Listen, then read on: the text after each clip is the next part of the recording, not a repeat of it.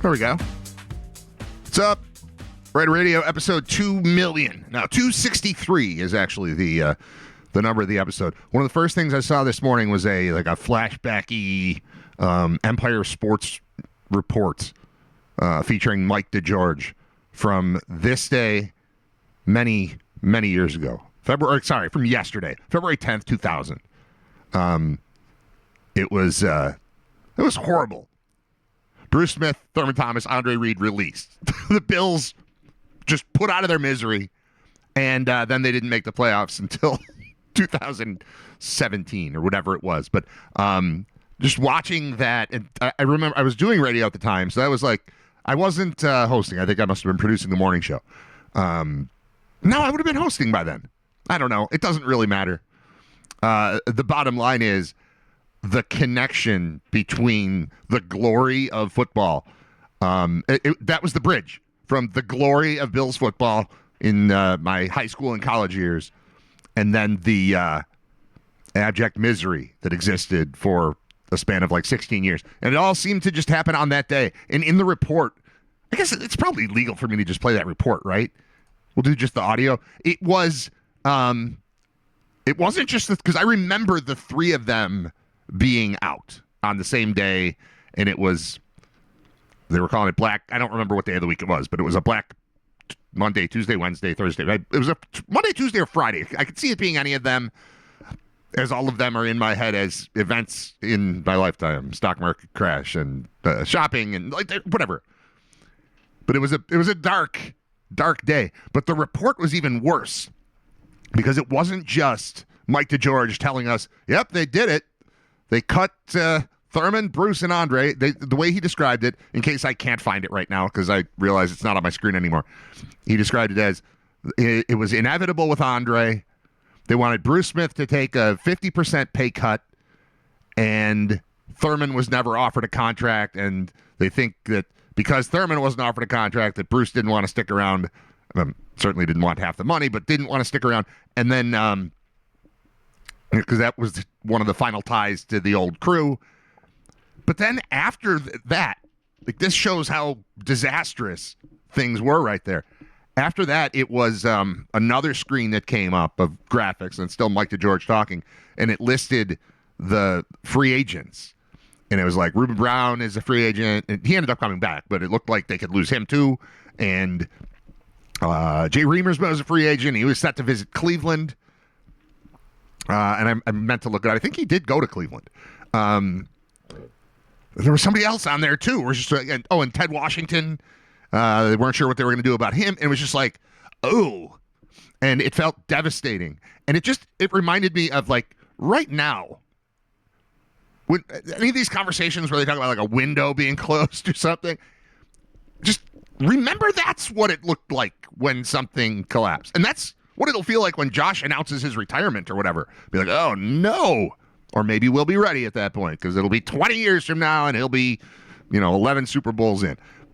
I'm not sure. But, like, that's what a bad day is like as a fan of the Bills. Like, you've got something here. That was a group that was really good year after year. And you can say what you want about making it to the Super Bowl or not making it to the Super Bowl.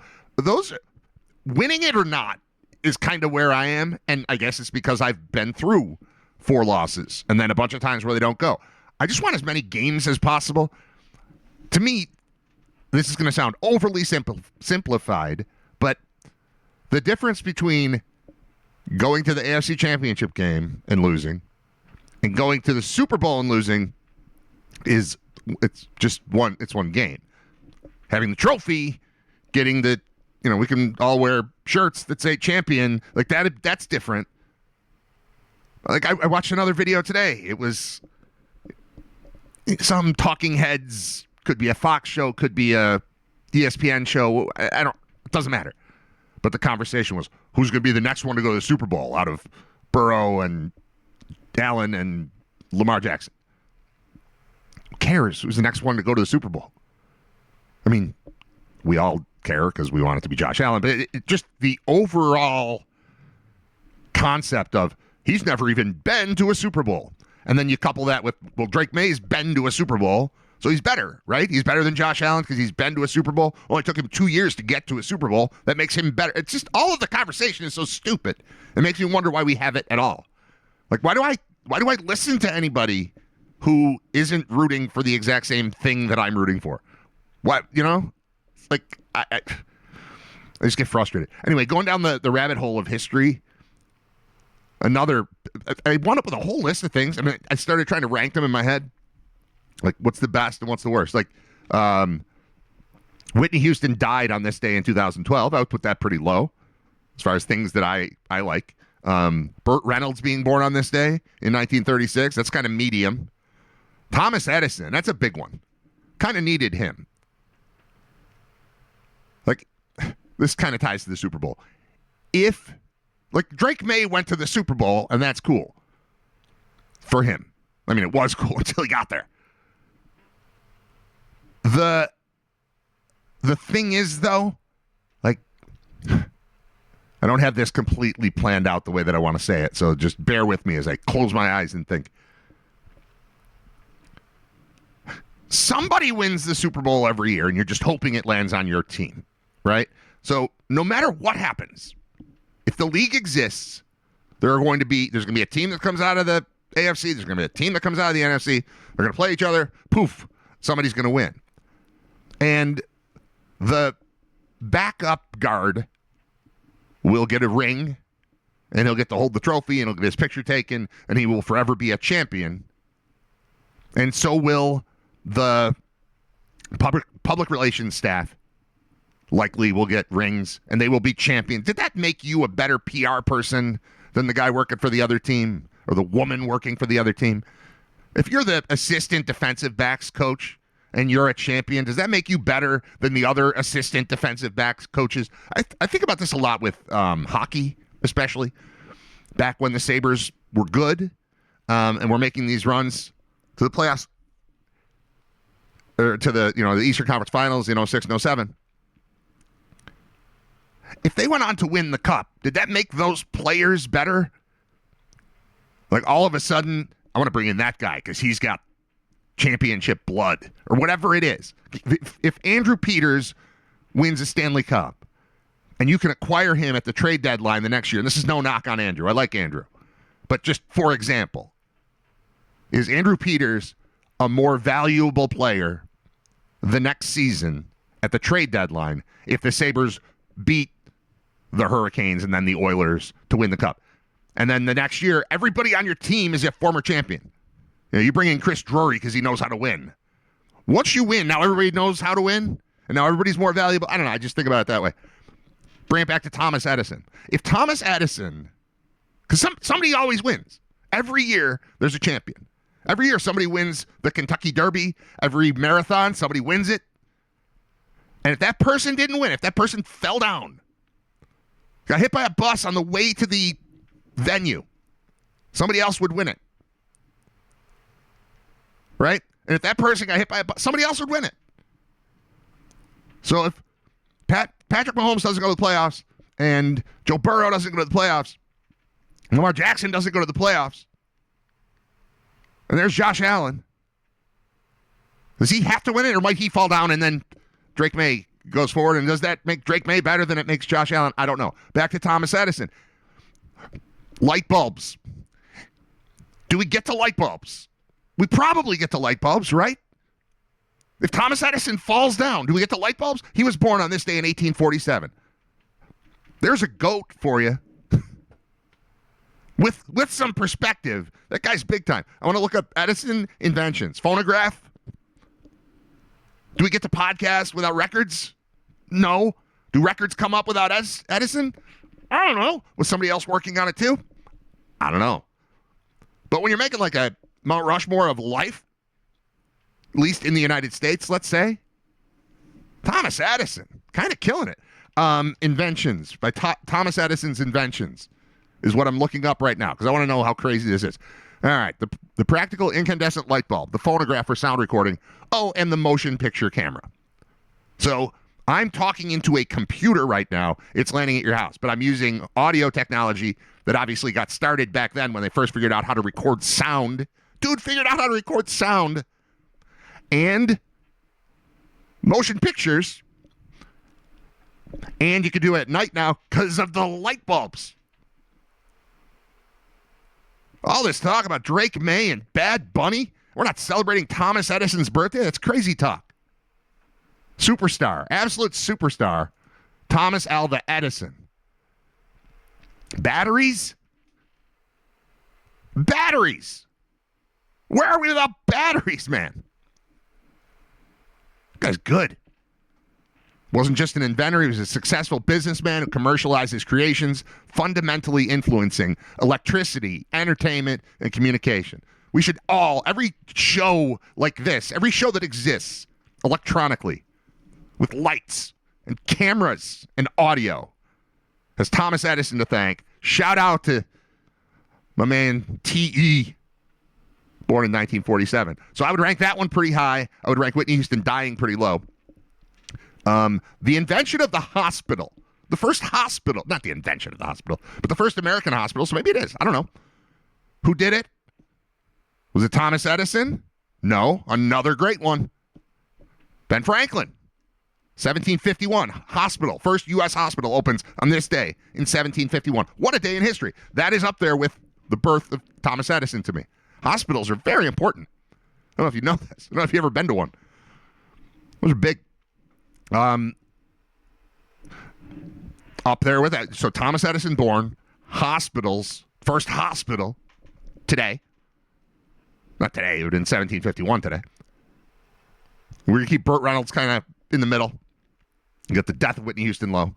Nelson Mandela was released on this day in 1990.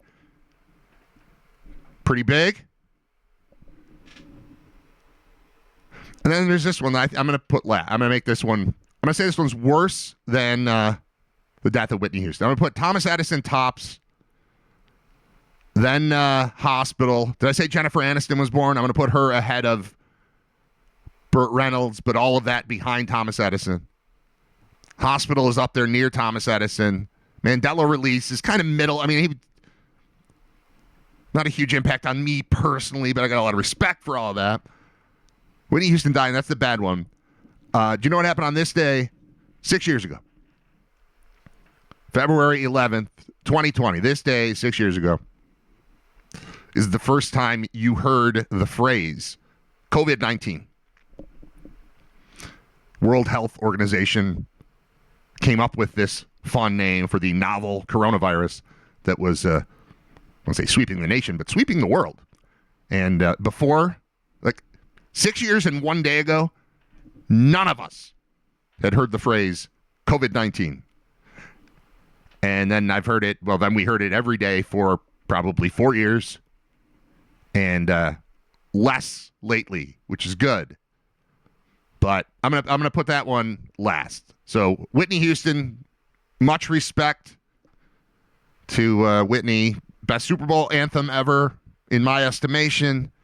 Most emotional, just cool, iconic. I can't think of another one that's even in the ballpark, in the conversation. That's the iconic performance of the national anthem that I've ever seen or heard. So respect to her for that, but that didn't happen on this day in history. She died on this day in history. So we're still gonna elevate that. She's up one notch as we're ranking these things, best to worst. Best, Thomas Edison. Shout out to the greatest of all time. Worst, just hearing that word, that phrase, I should say, COVID-19. You'd never heard it before 6 years ago today, and hopefully we never hear it again, ideally. I go through most days without hearing it now. But there's always some little reminder. You're at the store, there's somebody with a mask. Remember how horrible that was? Remember when we were doing preschool on a computer? Who thought remote pre-K was going to do anything for anybody? Whose idea was that? Who came up with that one? That obviously was just, we got their money. If we're going to keep it, I guess we better do something. All right, go sit in front of a computer and recite the alphabet for 2 hours a day. Or I don't even remember how they did it. Or I'd like to say my kids were not negatively impacted by it because, this entire generation grew up with it. You don't know any different. But, man, that's just The Bruce Thurman Andre thing sent me spiraling through, what else happened on this day? And then I realized now it wasn't even this day, it was yesterday, the Bruce Thurman Andre thing. But regardless, if I had the thing for you right now still on the screen, I would play it, but I got caught up in tracking other things. Sorry. I had multiple people ask me, how did Brain Vault go last night? We didn't do Brain Vault last night. We didn't do it last night. We took a week off. I had a meeting about it yesterday as we're continuing to grow it.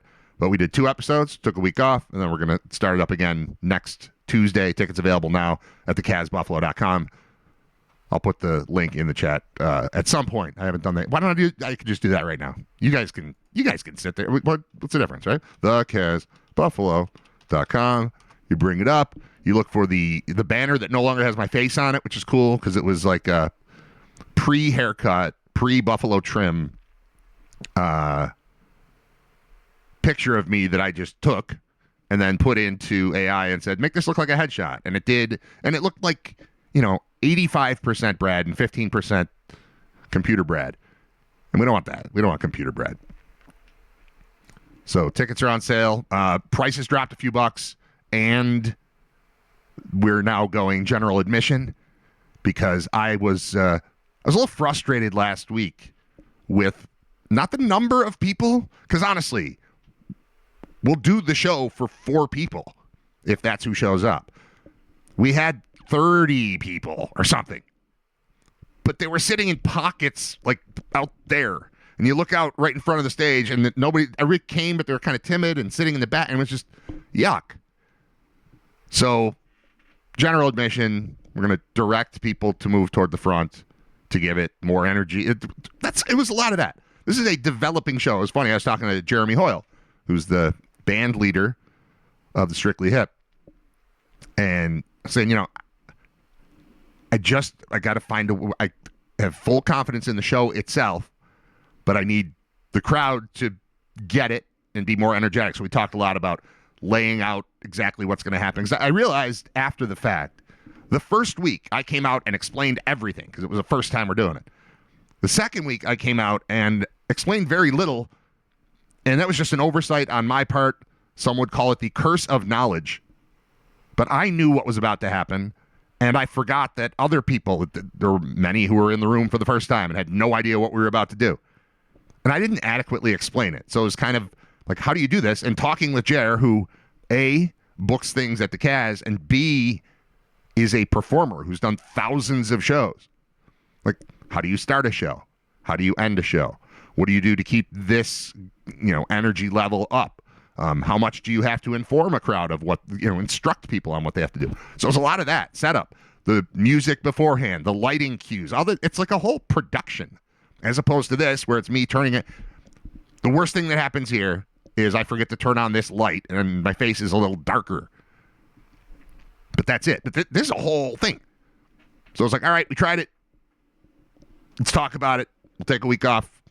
Then let's go with number 3. So I'm happy, we're all set up. Ticket. Oh, yeah, I meant to copy the thing. Hold on, I got putting the link in the chat so you can go buy tickets. If you're interested in attending, then we're going to pin that to the top. Poof. There we go. All right, good deal. And I hope to, within the next day or two, announce a special guest, because it'll be me, and Tim Graham has graciously decided to just be a part of it and be along for the ride. Like, yeah, I don't have anything going on Tuesday nights. And there will be times, like a couple weeks from now, he's got to go to the Combine, which I believe is still in Indy.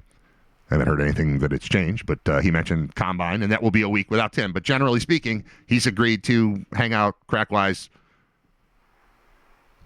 answer a couple questions, or try to answer a couple questions, and have a couple beers or whatever. That's what we're doing. We're hanging out. It's fun. And we're adding to the energy. But Tim is, so now instead of the banner having my dumb face on it and like a dumber, well, I don't know, maybe less dumb, it's just got the graphic and says hosted by Brad Riter with Tim Graham. It's got our sponsors on there, the financial guys and Buffalo Trim, that, I don't know, it's holding up pretty well. I do think I look better even right now. I certainly look better right now than I did before going in there. Although I did intentionally go full werewolf so that the before and after would be very dramatic. And looking at it, I can't believe I was walking around like that. Nobody would, I mean, I could tell my wife would just, I'm hideous, or you're hideous, really. But it's worse than I thought, especially next to the clean cut, freshly buffalo trimmed version of me. It's pretty gross. I went into a potential clothing sponsor, and I had not approached them prior to this. Like, I reached out to the financial guys by email. I reached out to Buffalo Trim by email. And then I just picked a clothing place. I was like, I want to look better, get a suit, a couple suits, or a sport coat, or sport coats, or I don't know what. And I went in there, and I explained the situation, and, my beard, it wasn't huge, but it was gross. I hated it. And the owner was like, I said, like, the whole plan here is I'm this dirtball that does a show at his house, and instead I'm going to clean up, and now I'm going for, like, the stage look. So, trimmed beard and haircut, and see her looking at me, and she goes, did you already get the haircut? I'm like, no, this isn't, you don't know me at all. This isn't what I'm planning to look like. This is what I look like now, and now you are going to help clean me. And I just walked away. Never mind. Like, it wasn't working. It was the wrong approach to just show up at the store. But we'll get to that. It's fine. We'll add. I don't want to have like a bunch of sponsors. Ideally, we just keep these two and add maybe one other full sponsor and then like a little tiny one. I also started working on prizes to give away for people who come on stage and are successful in completing whatever task is assigned to them. But it's going to be fun. Got a couple new wrinkles to throw in to Brain Vault Episode 3. Tickets available now at thecazbuffalo.com. All right. I'm Brad. It's episode 263 of Riter Radio. It's brought to you by Brian Janik of thefinancialguys.com. I got caught up last night in the Nancy Guthrie stuff. So I got a text from Scott Wilson saying they keep cutting into these key Olympic moments with updates on the Today Show host's mom. Now, I happened to be at a basketball game, a basketball practice and then a basketball game last night. And I just never got around to the Olympics. I got that text, and I was on the phone for a while, and I was like, oh, yeah, and then all of a sudden I realized, hey, I'm actually more interested right now because I'm not caught up in the night or the day of Olympic coverage. I mean, I can just skip today. I don't know what's going on. I can just not. Most days of my life, I don't watch Olympic sports. This can be one of them. And then I just started following along online of the stuff going on with this Guthrie person. And watching people in real time attempt to solve crime on Twitter is pretty entertaining. Like, there was a lengthy Fox News report that I saw. It was like a 6-minute long thing. And I watched that whole clip. And then I went into the comments underneath it. And I guess it's not surprising, especially considering the way people generally talk about sports, talk about politics, talk about anything. But there are people just sitting online watching the same report I did, and instead of going, that's interesting, they are suddenly like, well, the criminal is obviously stupid because the criminal did this, and look, why didn't they think of this weeks ago? And just all of this stuff. There's a Nest Cam footage from the home of the woman who was seemingly abducted, who's missing. And the thing that came out of it yesterday, which I found interesting, is she didn't have a subscription for it or anything, so it's just a camera. But apparently the FBI had the ability to go back in time and look at the Nest camera, despite the fact that she's not subscribed to anything. Like, right now, we got a, not Nest, what's the other one? Ring. We got a Ring doorbell that I installed on Christmas Day or the day after Christmas or whatever. And it came with a month of subscription, like premium subscription, which means I can go back in time and watch anything that's happened on that camera, up to 2 weeks or something, whatever it is. And there was a free month of subscription, and I intend to do it again, to subscribe to the thing, but I haven't yet. So now we just get notifications when there's motion in front of the door. If you click on it quick enough on your phone, you'll see what's going on outside. If somebody's still standing there, but it's not recording. Except apparently it is, because if the FBI can suddenly say, "Hey, there's a Ring doorbell, let's just access that," and then they can pull it up, that to me is a little freaky, right? I mean, I remember we have one of those, it's another Google thing, like a hub, I don't know, it's a screen this big where my kids will say, "Hey, G word." I gotta say G word or my phone's gonna go, "What? What, Brad? Huh? What? I'm listening."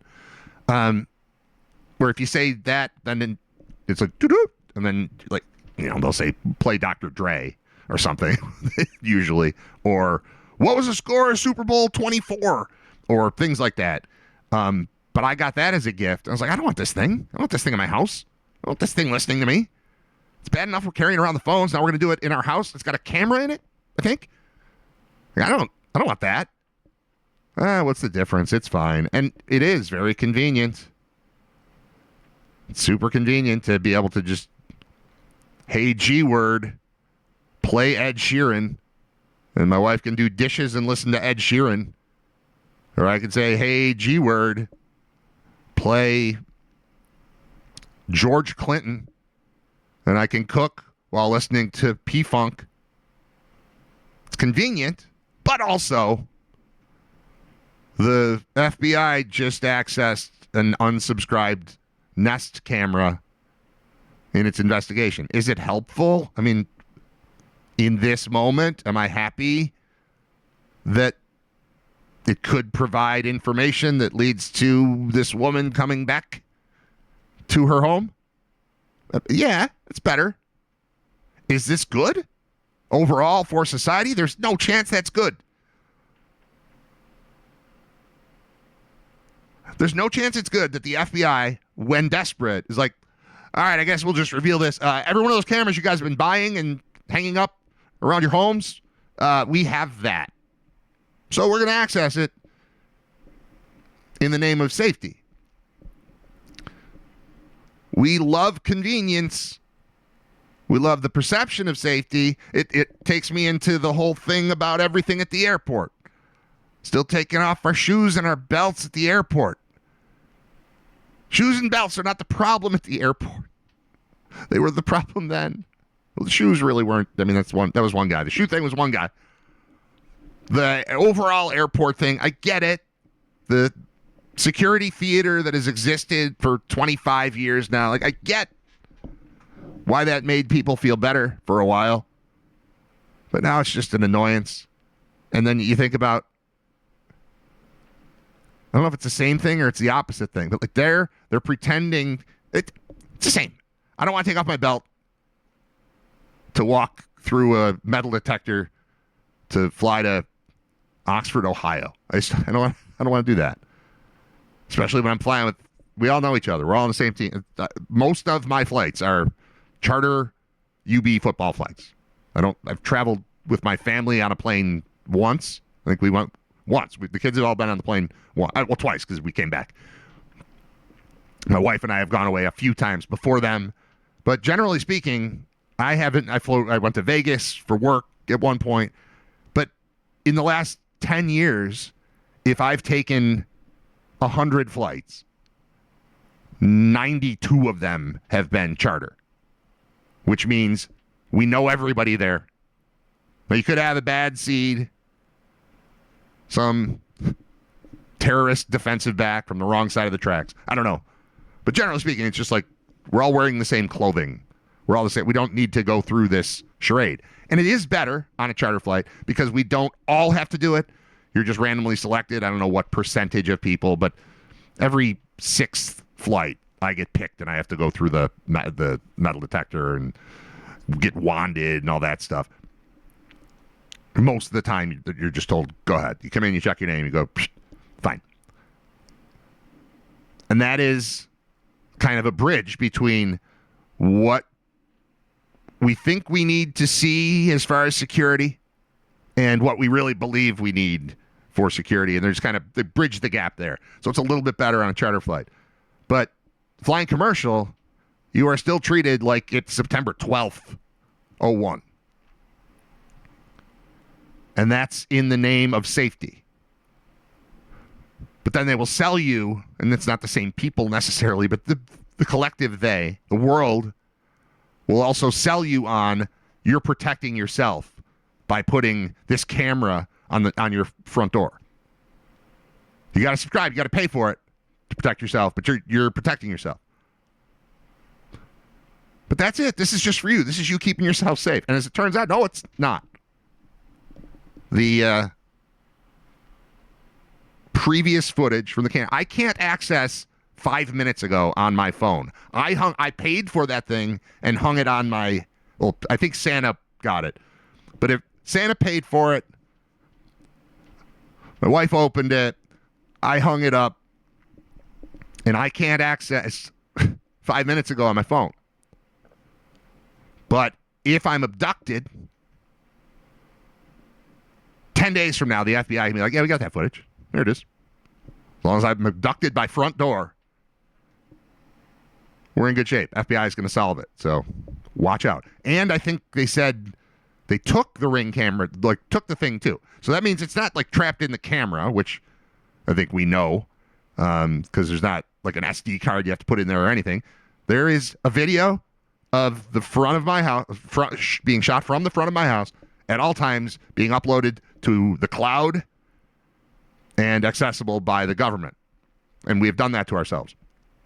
So I was right to reject it when I think that was Santa too, brought the Google Hub thing into our house. I eventually caved and said, fine, it can live in the kitchen. So my kitchen lives in the cloud now, right?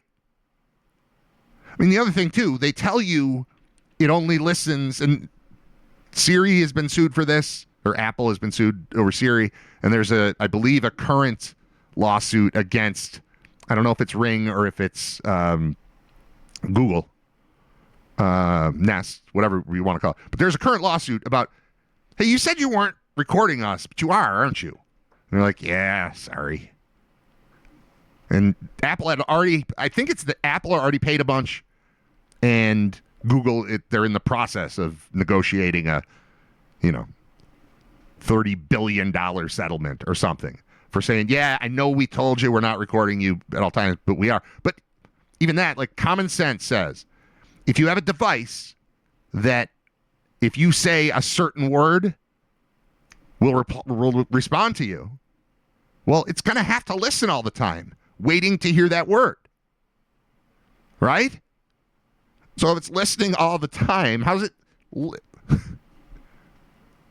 It's there. I have bugged my own home. We have bugged our own pockets. I don't know what happens with this camera right here when I'm not trying to use it. I don't know.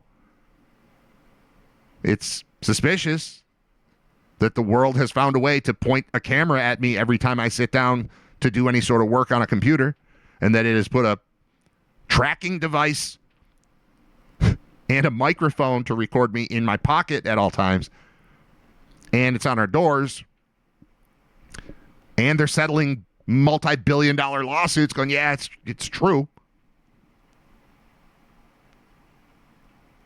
So that's why I took out of it. They didn't find the woman. They detained somebody. There was something about a Bitcoin transaction that pinged some phone, and then they were able to find that person whose phone it pinged, but there was also suspicion in advance that people are setting up to try to exploit the situation. Like, this woman's missing.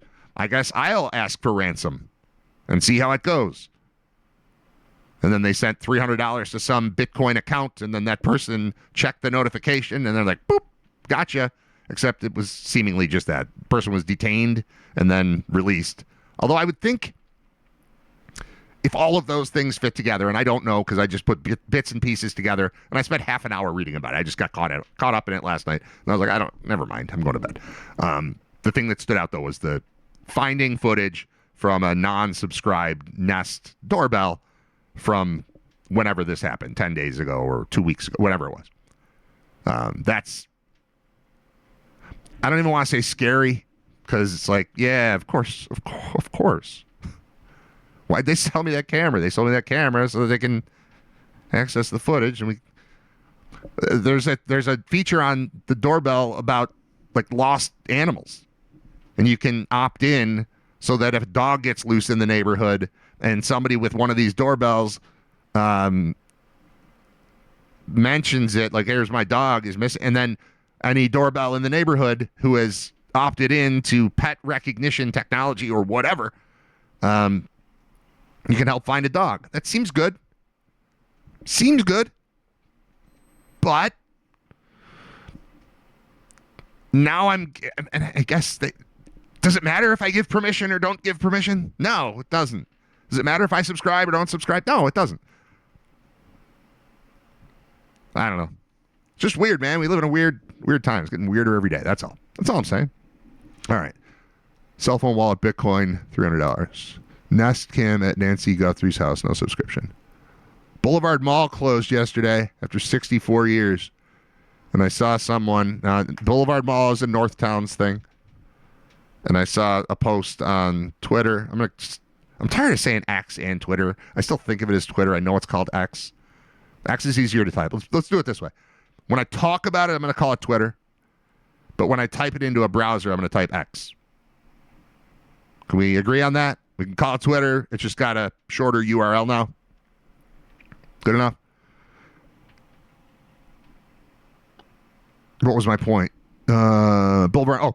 Somebody tweeted Boulevard Mall or Summit Park Mall. I grew up in West Seneca. We had the Como Mall in Cheektowaga. We had Seneca Mall in West Seneca. We eventually had McKinley Mall in Hamburg or Blaisdell. My first ever trip to McKinley Mall. Mom, turn it off. Turn it off. You know what's coming. You don't want to hear this.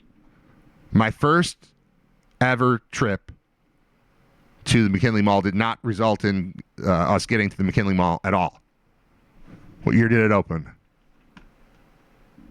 Mid-'80s.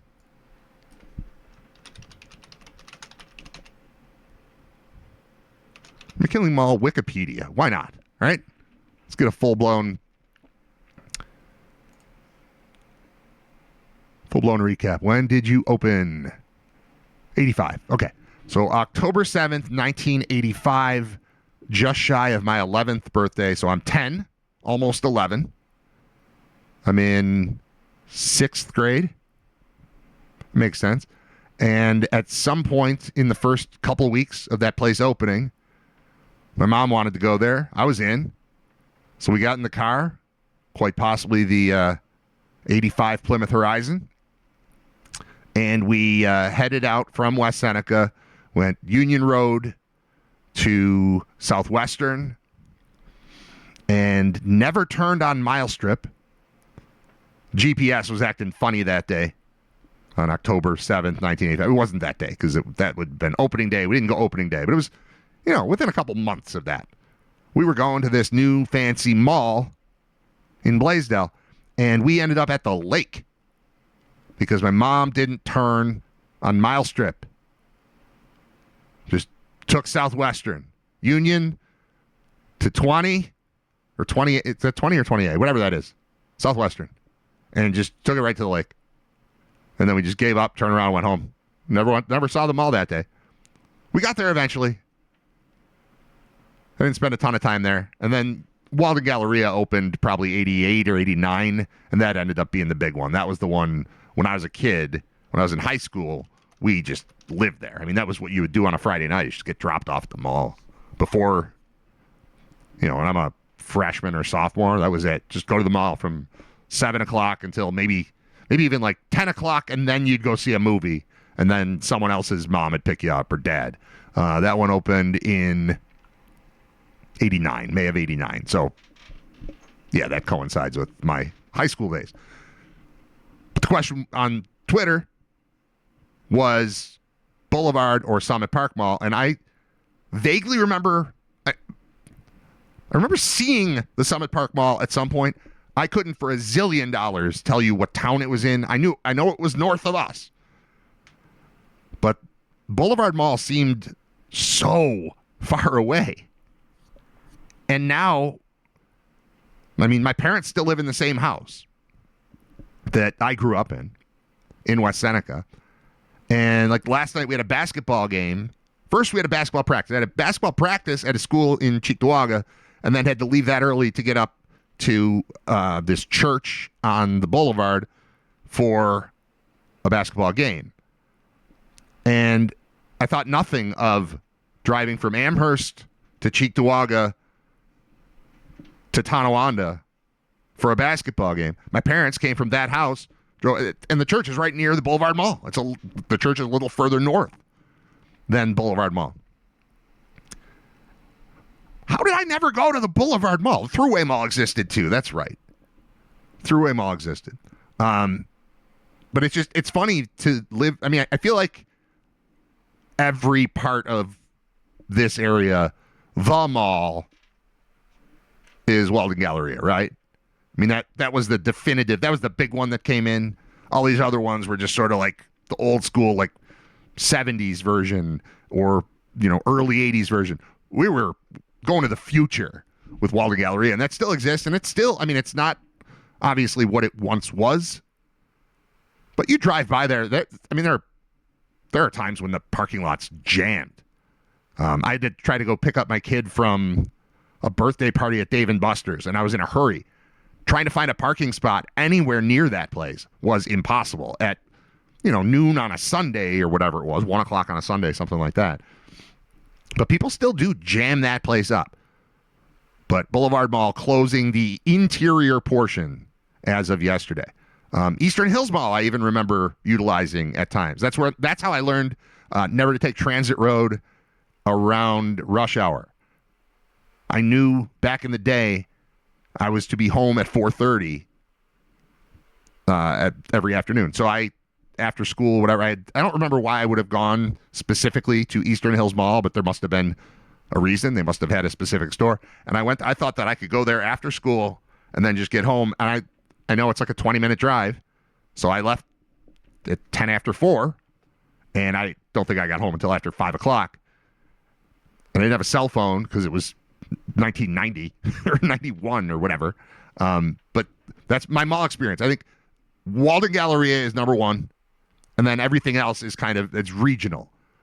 Like if you grew up in the North Towns, you probably didn't experience, I guess maybe, Como Mall. Como, which became Apple Tree, but the $1.50 movies, I mean, I talked about Walden Galleria being a night.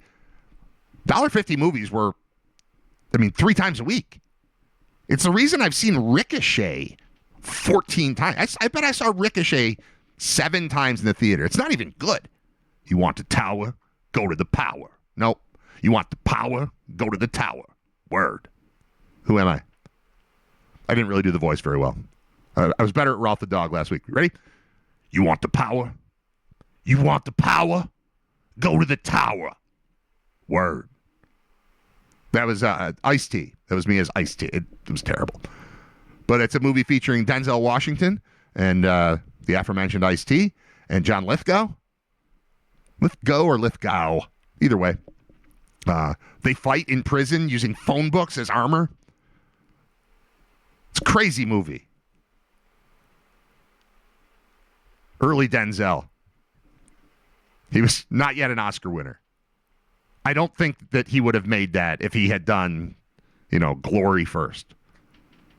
Or now I've got to look up Denzel Washington's IMDb page because I need to know the sequence of those movies. Because when does he become massive? I don't remember thinking, oh my God, that's Denzel Washington in this kind of B movie. Denzel Washington. Who did Denzel refuse to kiss? Is that really what people ask? All right. Where is his... It used to be you'd go to IMDb and it was super simple. IMDb is too complicated now. I used to think that was the best website in America. In the world. I just want the list of movies in sequence. Here are his awards. Let's just list of movies. Acting credits and accolades. I don't want accolades. I just want Glory was 1989. Maybe Glory was before Ricochet, but that was supporting actor. He didn't win Best Actor until Training Day. He's only won it once. He's been nominated 7 times for Best Actor. Malcolm X, The Hurricane, Training Day, Flight, Fences, Roman J. Israel Esquire, and The Tragedy of Macbeth. Where's Ricochet fall into this? Do you think the word Ricochet appears on anywhere on the page, the Wikipedia page of Denzel Washington? Let's find out. R-I-C-H-O. Nope.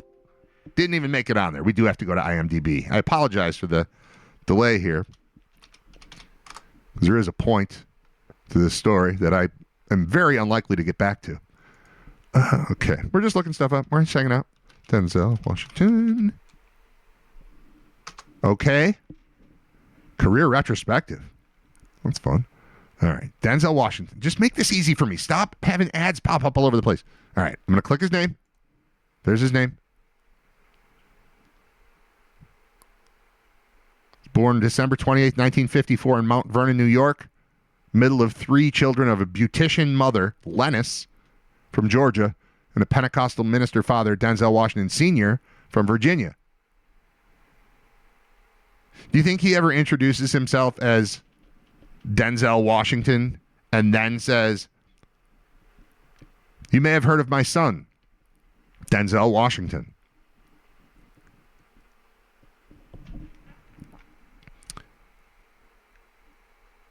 This is supposed to be easier. Like, almost every time I go to an actor's page, I just want to see the movies they were in listed top to bottom. And there's just so many things. Known for. No, I don't care what he's known for. Upcoming, previous. Just show me all the movies. Credits, actor. Just that. No, that got rid of actor.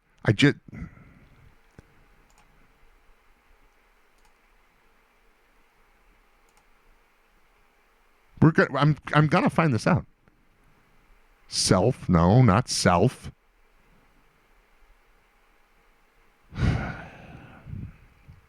This is disappointing.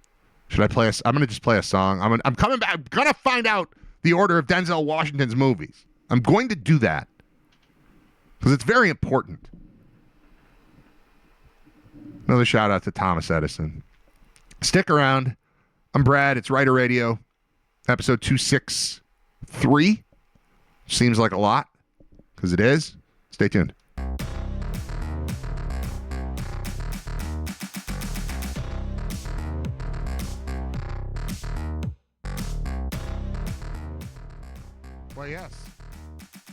Why, yes, I did spend that entire musical interlude reading about the movie Ricochet and watching clips from the movie Ricochet, one of which needs to be shared with you. If you haven't seen Ricochet from 1991, I highly recommend it, especially if they ever show it at the Como Mall again for $1.50. I mean, you just keep going. That was a night of entertainment in 1991 or 2. They're like second-run movies. So the movie be in the theater, or the real theater, for 3 months, 2 months, whatever it would be, and then poof, they'd show up at the Como Mall. We just go on a Friday night.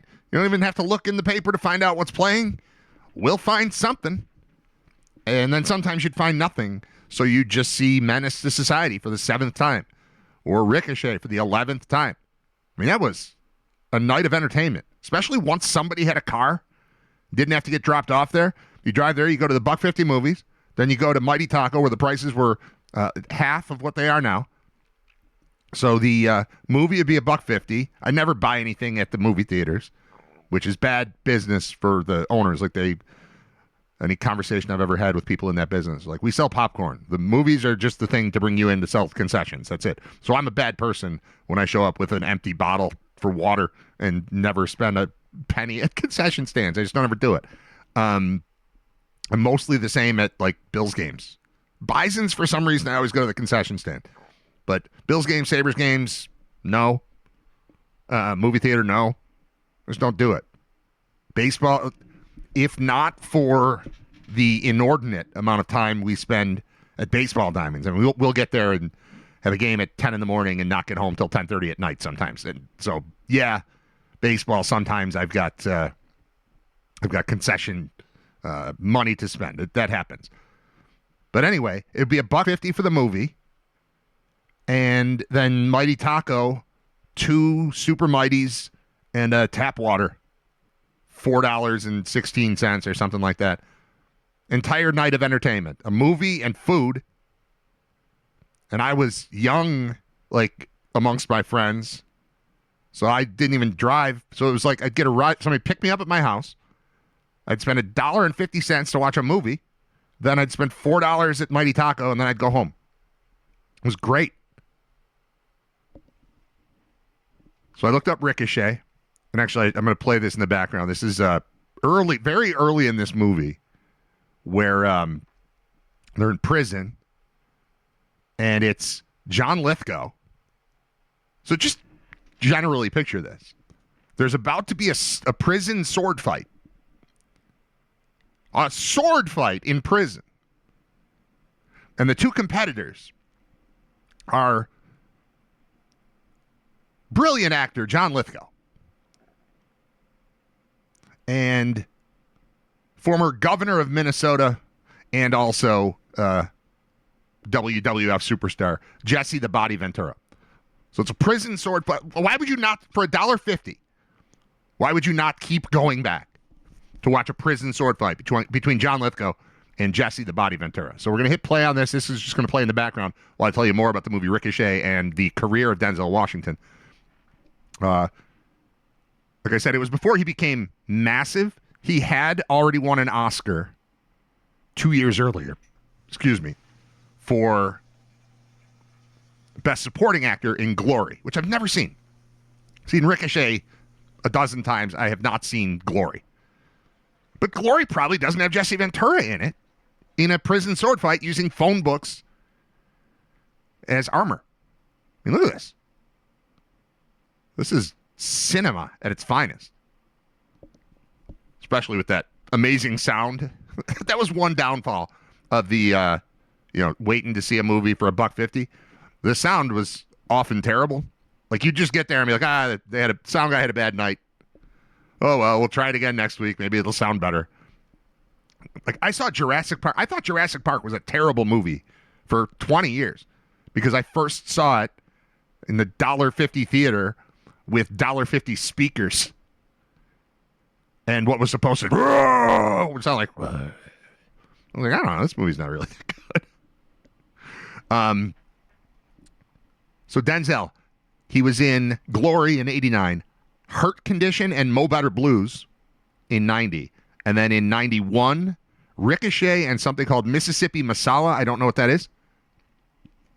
And then after that, he was nominated as Malcolm X. So 1 year after Ricochet, 1 year after being the star of a movie that featured John Lithgow beating Jesse Ventura in a sword fight in a prison with phone books as armor, phone books and duct tape. That was the armor. He was Malcolm X. Pretty good. He was good in this. I like this movie. It's got Jesse Ventura. It's got Ice-T. You want the power? Go to the tower. Word. And it's also got the theme that we just heard. Watch for the Ricochet. I forgot about that song until I was thinking about the movie, and it was cycling in my head. I'm like, wait a minute, that's an Ice-T song. And it was classic, like late 80s, early 90s, where the credits roll, and that's the song that plays as the credits roll. Like, I don't think they played that song contained within the movie. It was like, you gotta wait. You gotta sit through the whole thing. You gotta go through the prison fight. You gotta go through the drugging and molestation of Denzel Washington that happens. There he is. There's Denzel. He's the target. They're going to get him. John Lithgow does not like Denzel Washington. I don't remember the entire plot, but I know he doesn't like Denzel Washington. And I know I want to say they drug him and give him like gonorrhea or something. Something happens, and they're blackmailing him. And I don't know if he was the detective that caught him and put him away or whatever it was. I don't remember all of it. I think I might have to watch this movie again. Might have to find it. Is that streaming anywhere? I'm not going to spend too much time looking for it, right? Yes, I am. What else am I going to do? I want to know where I can stream Ricochet. I feel like most people don't even know about Ricochet. Ricochet movie streaming where? Come on. Free on Pluto TV. Let's go. All right. I I recommend everybody go to Pluto TV. It's free. And watch Ricochet if you haven't seen it. Even if you have. Don't you miss it? So anyway, that was that all came up because of the mall thing. I also want to know where Summit Park Mall was. I'm Googling stuff today. Whatever. We're just hanging out. You get to see movie clips. Summit Park Mall location. This could be in Lockport, Niagara Falls. It could be Tonawanda. It could be Amherst. We're going to find out right now. This is very dramatic. Williams Road in Wheatfield. Wheatfield. I didn't say Wheatfield. 6929 Williams Road, Wheatfield. Formerly traditional enclosed mall that closed in 2009, it has undergone redevelopment into a mixed-use facility. That's what's happening. We do have a mall problem in America. We spent a lot of land and resources on these structures, and we're not using them anymore, really. I mean, they're there, but mixed-use structures. I've been thinking about this for a long time. There's another Summit Mall located in Fair Lawn, Ohio. It's a separate entity. So anyway, this all stems from one tweet that I saw, that because the Boulevard Mall closed as of yesterday, I believe. And then there was reference to, are you a Boulevard Mall guy or a Summit Park Mall guy? And neither. It was first it became the Summit. It was Summit Park Mall, then it was the Summit. Maybe it's the Summit now. It is known as the largest mall in Niagara County. Well, it was. I would think the Outlet Mall is pretty big, right? I have this vague memory of driving past Summit Park Mall, but we were never up north. I mean, yeah, you'd go to Niagara Falls once in a while or whatever. But North Towns did not exist to me. I remember between junior and senior year of high school. And again, it's just West Seneca. I went back and forth between these two places multiple times. 5 times this week I've been from Amherst to Cheektowaga, West Seneca, up to Niagara Falls. Not Niagara Falls, but like Tonawanda, not quite North Tonawanda. But all that, it's all so close. And I didn't know that. It's just the world is so much larger when you're a kid. And there was a time I think it was between junior and senior year, a friend of mine had a girlfriend that lived way up north, like way up in Amherst. And he would pick me up and we'd go hang out with these people. I remember going to a party. I remember it must have been senior year because I remember there was a live band and they sang Alive by Pearl Jam. So that's 91. So it's got to be 91, 92, in that range. And I couldn't believe how far we went. I couldn't believe that this guy knew of a party way up north. And it turns out it was essentially in my neighborhood now. But at the time, we had to drive past this. We had to get off the thruway. We drove past this giant blue water tower and just kept going. And then got off like one exit later. 2 exits, 3. And then went to this party in this house that's essentially, it's in basically my neighborhood right now, like the next neighborhood over, but it's where I live. But to me, we might as well have been going to the North Pole to go see this, or to go to this party where a band was playing Pearl Jam songs. They did Under the Bridge. It's got to be 91, 92. What is my point? The mall. It started with the mall, and I've lost all concept of everything here. All right, let's see what's open on the screen. Had some trouble uploading yesterday's show to Spotify and had a couple people ask me about it. It's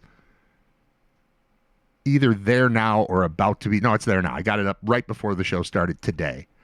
So it is there. But somebody asked, are you not doing Spotify anymore? I'm like, yeah, I am. Something happened. It takes forever to process the video. And so I set it to process, and then I had a meeting at 1 o'clock yesterday. So I went to that, and I came back to check that it was done, and it looked like it was done, and I went to upload it, and it said 0 kilobytes was the size of the file. So I kept trying, turned off the computer, turned it back on, I had to redo all the edits, and finally it's there in all its glory.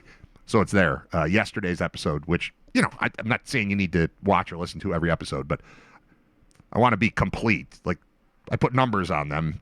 The sequence should exist. Yesterday is 262, and it's finally available on Spotify. That kicks it over to YouTube, the edited version. What actually happens is we do the show live on YouTube, and then it remains. But it's got all the stuff in it, all the music, all the stuff that I can't have, all the stuff that I can't publish. So that remains, and I get emails every day like, you can't do that. It's fine, but don't do that. And I edit the stuff out, and then I put that on Spotify, and that puts that on YouTube. So you might click on a YouTube link, and it's the unedited thing with the music in it. The music is just, I mean, it's all stuff I like almost all the time. It's stuff that I'm picking. So feel free to utilize the service of DJ Braddy Brad over here, Brad Bunny. But the packaged product of the show is a process. We record it, we air it and record it, then we edit it, then it gets posted here, then it goes there. So you're looking for the finished product. The finished product, after a little while, has a cool name as opposed to like a headline. As opposed, if it just says Riter Radio episode number whatever, that's the old live one. Or I just posted it because I have to wait an hour or something for the transcript to be ready so that I can cut and paste the transcript so that I can put that into ChatGPT, have it give me a summary and give me a headline, and then I put that in, and then it changes on all the platforms. But I'm just trying to help you understand the process of what's going on here at Riter Radio. All right, the stuff that I have open on the screen, it's time to go through that. All right, we can close out John Lithgow. I'm done with that. That is an incredible scene. How about this? College football news. Montana linebacker, last name is very long and likely Hawaiian, Tuliaupupu. I'm not just saying this because of poo-poo. I'm saying it because he's been granted a 9th year of eligibility by the NCAA. 9 times. How many times did you play football in college? 9. How many years of college football? 9. Van Wilder went to school for 7 years. This guy's played 9 years of college football. Solomon Tuliaupupu will return for the 2026 season after being granted a 9th year of eligibility by the NCAA. The rules are gone. There are no rules. Commit, but not really. Pay, but then don't. But then sue, but then be unable to recoup it. It's really out of control. The school announced his return on social media Monday alongside 6th-year old lineman. He calls him young man. Dylan Jemtegard. So it used to be 4, but then the red shirt thing makes it 5, and then it could be a medical red shirt, and maybe you get to 6, and then COVID happened, and then everything up. Let's try to can you even picture how this gets to 9? I would imagine there's junior college involved. I would imagine there's COVID still. Because eventually we're going to get rid of all the COVID exemptions, because that happened. Basically, the year 2020 doesn't exist. Jared Patterson's running for 400 yards and 8 touchdowns in a game. That season did not affect anyone's eligibility. So they just let everybody slide on that. So that's one. If you were redshirted, that's another. If you have a medical red shirt, that can be another. There used to be a year of sitting out for transfers. That could be another. It wouldn't be an extra season, but it'd be an extra year. But the next thing you know, you're 44 years old and you're playing college football. All right, how did this go? He turns 26 in March. He's entering his 2nd season at Montana after starting his career at USC in 2018. Dude has been playing college football since 2018. He was sidelined for his entire undergraduate campaign at USC after 2 surgery-requiring injuries, impacting his foot in 18 and his knee in 2020. His first season at Montana and his 8th overall was just his 2nd full season played and 3rd with game action. Saw the field for the first time as a redshirt senior in 22. Sidelined by another injury in 23 and missed the whole season. Wrapped up his USC career in 2024, playing in 7 games for the Trojans before the season was cut short because of illness. Then he transferred to Montana in 2025. He will play under new Montana coach Bobby Kennedy. Kennedy is succeeding Bobby Hawk, who was named defensive coordinator at Illinois on Monday after a brief retirement. So 9th year of college football eligibility for this Montana linebacker. I think we had 2 6th-year players on the UB Bulls last year. One of them, I think, was Solomon Brown, and I thought we should start calling these guys doctors, because that's who goes to school for 7 years, right? So make him Dr. Brown. I liked it. Not this. Ricochet. Oh, more on the Super Bowl halftime show. Can you believe that we are, what's today, Wednesday? We're 3 days removed, and I mean, I cannot escape stories and like statistics and viewership numbers and stuff of the Super Bowl halftime show, which I made this point yesterday, but I'll say it again. I would count, if they were tracking it, I would count as someone who tuned in to the halftime show of the Super Bowl, but I would contend that the vast majority of people were just watching a football game, and then that was what was on between halves of the football game. So acting as if this is a statement being made by anyone at all, I wasn't stating an opinion by leaving the football game on. I watch it every year, and I leave it on, and then when it ends, I turn it off. So you've got me from at least kickoff, usually a little early. This time, I did intentionally tune in at 6 o'clock because of Green Day. My kids love Green Day. I like Green Day. So that was intentional.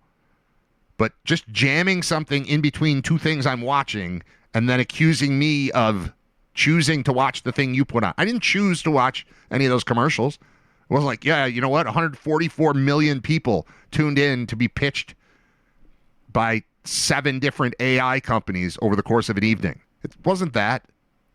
It was I was watching a football game, and then they put other stuff on, and eventually they'd get back to football, and that's fine. And again, I'm not like yay or nay on what I saw at halftime. It was fine. It was fine. It wasn't exceptionally long. I wasn't blown away by it. I was blown away by the one shot, and I apologize if I said this on the show already. Before the game, that Charlie Puth guy was singing the national anthem, and they had a shot of him like kind of from the side, and then all in one take, it just kind of panned up, and then there was the flyover with 7 fighter jets, I'll call them. I don't know what exactly they were, but a big one, and flanked by 6 others in formation. Super cool, obviously. If you're ever in a stadium for a flyover, it's awesome. Love it. I don't know that it's necessary. I don't know that it's worth the money that we're spending on it, but it's cool. There's a shot, though, Charlie Puth, and just watching him, and then it goes up, and everything comes in, and it goes right back to it's awesome. So that was cool. But I didn't tune in for Charlie Puth. Like 148 million people watch Charlie Puth in the flyover. Like, no, I just was watching a football game. I turned it on at 6, and I left it on until it was over. I think it's worth noting the number of people that intentionally went and found the Kid Rock thing.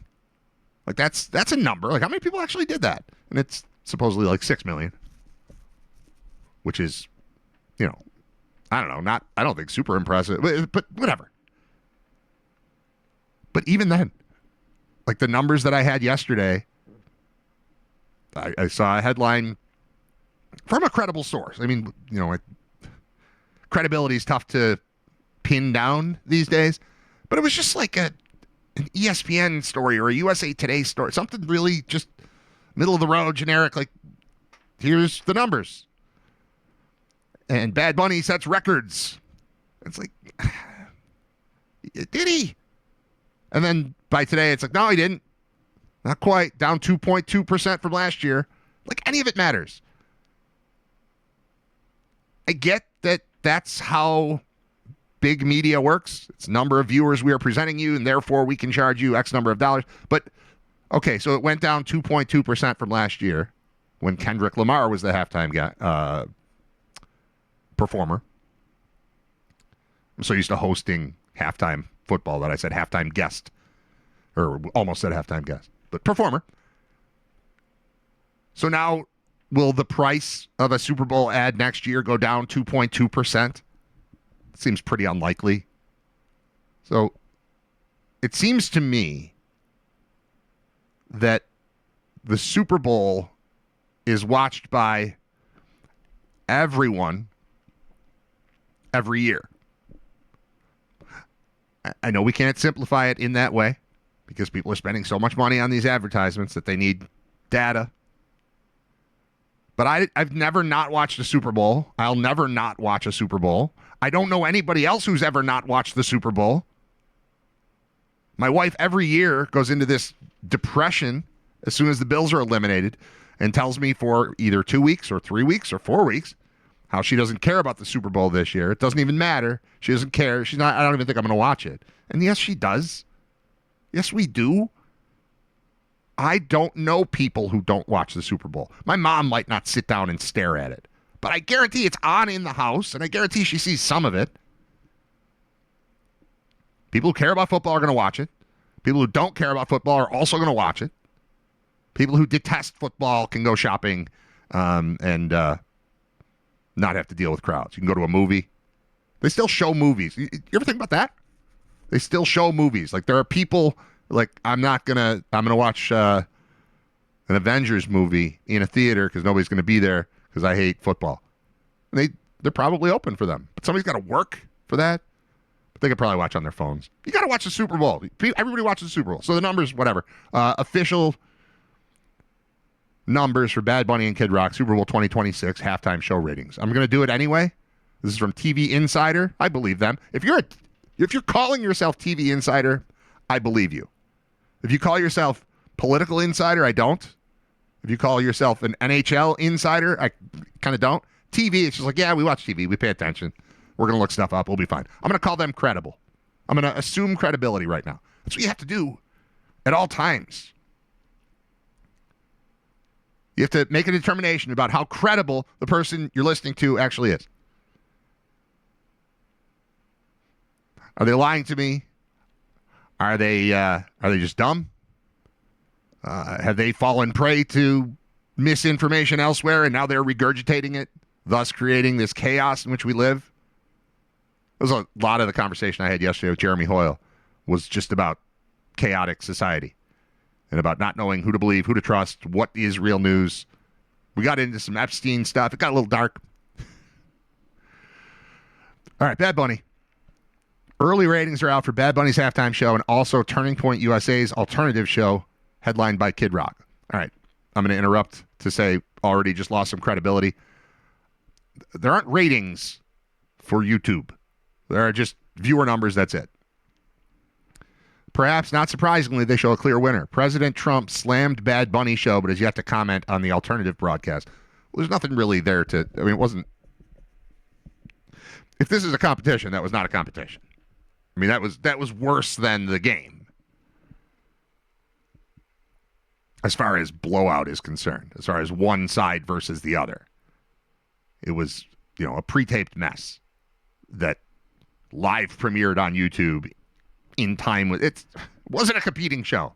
It wasn't like we're here and if you look over there you can see this one. It wasn't that. It was they made a YouTube video and premiered it right around the time Bad Bunny stepped onto the field. All right, here we go. The official ratings for Super Bowl halftime show are in, with NBC reporting that Bad Bunny's performance averaged 128.2 million viewers between 8:15 and 8:30 on Super Bowl Sunday. It's a 3.6% drop from last year's halftime show. Ooh. The NFL title game itself was watched by a total of 124.9 million viewers, according to Nielsen data. That was down 2.2% from last year. So the game itself was watched by fewer people than halftime. See, already I've got a problem here because you're not thinking of me. I just turned it on. You're counting me in both of those categories. Maybe this is legit. Maybe it is legit. It's people that were. But how do you know when halftime is? You have an alert set on your phone? Like, I hate football, but I love Spanish. So I'm going to watch Bad Bunny, but I am not watching the NFL. Well, then how do you know when halftime is? As of press time, even if, let's use my mom as the example. Even if my mom doesn't watch football, but wants to see the halftime show because she's heard the buzz and it's going to be crazy, or because she loves Spanish. My sister, perfect. Let's use my sister. My sister doesn't care at all about the Patriots. She doesn't care at all about the Seahawks, but she's a Spanish teacher, and she'll send me messages in Spanish because she likes Spanish. I don't speak Spanish, a little tiny bit. I mean, I took it through high school. I took AP Spanish. And then I didn't take it in college, and it just kind of went away. I've got a little bit, I can pick and choose and get a few words out of it. And usually she sends me a message, and I can figure it out. But like she sent me a video of her new dog. And she explained to me that she liked this dog because it lived in a Spanish-speaking home, and it replies to commands in Spanish. And she wrote that all out to me, and I understood it. She wrote that out in a text message with the video. But then I played dumb, and I said, I said, I think I understood that, and that is awesome. I can't wait to hear her bark in Spanish. It's a whole joke. It's not a great one. As of press time, 2 full days after the Super Bowl, the All-American Halftime Show, headlined by Kid Rock, has just over 21 million views on YouTube. Meanwhile, Bad Bunny's has more than 61 million views on YouTube. I've intentionally not gone and watched that, although I've seen clips, but I haven't sought out the official thing because I don't want to add to that number. It was just such a petty, stupid thing that happened. I don't want to be a part of the story. Turning Point USA enlisted Kid Rock to headline its alternative Super Bowl halftime show while Bad Bunny took the stage at Levi's Stadium in Santa Clara. But who came out on top? According to early viewing figures, Turning Point struggled to make an impact against Bad Bunny's star-studded and spectacularly choreographed performance, while Bad Bunny sang along Lady Gaga and Ricky Martin. Kid Rock was joined by country singers Brantley Gilbert, Lee Brice, and Gabby Barrett. The initial 25-minute broadcast was viewed approximately 4 million times. New York Times, that was The Independent. The New York Times reported slightly higher numbers. What? I don't know. We're doing it again. We're treating numbers as if this is like the stats thing where you have to go for it when it's 4th and 2, but it doesn't take into account everything else. We're just taking numbers and pretending they're real. Like this person, NBC is telling us how many people watched NBC. Well, whose interest is that serving? The higher the number, the better that sounds for NBC, the more they can charge, blah, blah, all that stuff. So NBC says this. Can't you just look at YouTube and see I can. I can see the numbers of what, who's watching this live and who watched it afterward and who listened to it on Spotify and who downloaded. I can see all that. So how are these numbers up for debate? I get the TV one. Who knows? Oh, yeah, I was going to say this. We'll use my mom or my sister as an example. She doesn't care about football unless the Bills are playing. But she does care about Spanish. So I could see her being the kind of person who is off doing something else, and then my brother-in-law goes, hey, it's halftime. And then she comes into the room, and now they're both watching, but that didn't change anything numbers-wise or ratings-wise. It's impossible to know this stuff. How many eyeballs are actually on it? But that's the world in which we live. It's better now. But I think about radio and Nielsen ratings, or Arbitron ratings. TV is Nielsen, radio Arbitron. I haven't been in the game for a while, but you ever hear that thing on the radio where they'll say remember the time you spent listening to WBEN or whatever? That's because forever, and I don't know if it's still this way, radio ratings are based on people receiving a pamphlet in the mail along with, I believe, a $1 bill, and they're asked to write down the things that they listen to and send it back by this date. Write down the time, everything you remember. So that was remember the time. Remember the time you listened to Brad Ryder, so that maybe you'll write down Brad Ryder a week from now when you're scrambling to fill this thing in to make sure you get your $10 or whatever they'll send you for sending it in.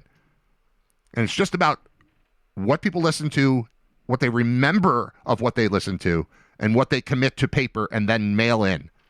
And then it's wow, that station is number one again. Is it? Do we know that?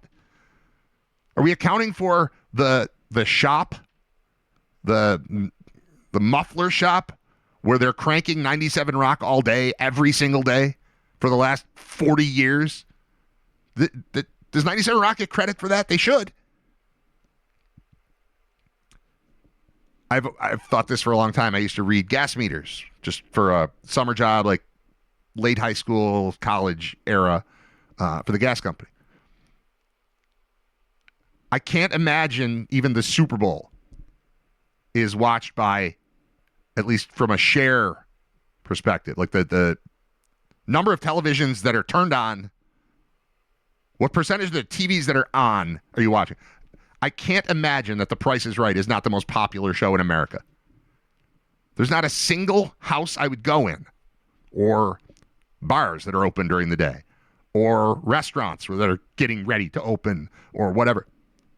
The Price is Right is on, at least back in the 90s, every single time. I could go in one place and see that somebody's up for a car, but I got to leave, and I go to the next house and find out if they won the car. And if they're in commercial, I could be like, did he win the car? They're like, no, he didn't win the car. But that's the way it is with the Super Bowl. It's the way it is with just a Bills game right here. You got to drive somewhere. You're in the car. You're listening, at least for now, or you were listening on the radio in the car. And then you get out of the car and you walk in. You're like, what happened on third down? Like, oh, they stopped them. They had to punt. It's just a continuous thing, room to room, house to house, town to town in Western New York during a Bills game. The Price is Right is the same way. Certainly in bars. I mean, what else are you going to watch at a bar at 11 o'clock in the morning other than The Price is Right? What's better than The Price is Right? All right, I'm done with that story. Edison Inventions, we already did. I think I'm done. What time is it? Oh, close enough. 11:55. We'll call it a day. I'll be back on tomorrow. Tomorrow's Thursday. Yeah, tomorrow's Thursday, episode 264. Thanks for checking it out. Thanks for being a part of it. But I'm done. Got another meeting today. A lot of meetings going on. Don't forget about Brain Vault. Brain Vault next Tuesday. Maybe by tomorrow, I'll be able to tell you of a special guest or two. It'll be me. It'll be Tim Graham, and potentially more as we keep this thing going with episode number 3 of Brain Vault. Okay, all done. Go get your tickets now. You don't need a special guest. No, once I announce a special guest, what if the whole world is like, oh my God, I can't believe, I can't believe Bad Bunny is going to be on Brain Vault. And then you're out good luck. You're trying to deal with scalpers on Seneca Street because me, Tim, and Bad Bunny are doing Brain Vault inside the Caz. So don't put yourself in that spot. I don't want to imply that we're going to have Bad Bunny because I haven't even spoken. I haven't followed up yet with his people. But I'm just saying, don't wait. Don't hesitate. Go get your tickets because you'll regret it when I announce. We'll just, for the sake of argument, say Bad Bunny is going to be joining Tim and I on the stage, or Kid Rock, whichever one makes you happier. Me, Tim, and then could be Kid Rock, although it probably won't be Kid Rock, but let's just say Bad Bunny. If it's me, Tim, and Bad Bunny, and you find out tomorrow, and then you're like, oh, I didn't buy the tickets yet, and they're gone. I mean, what are you going to be paying on the streets for Bad Bunny at Brain Vault? Just use common sense. Get ahead of it. Bye. For lunch. I don't know. I have a turkey sandwich. We're gonna go around the corner. I think you should come with us. This is a great place. Okay. We brought you a shirt. Will you get out of here? Will you get out of here? Will you? Now, will you go to lunch? Go to lunch. Will you go to lunch?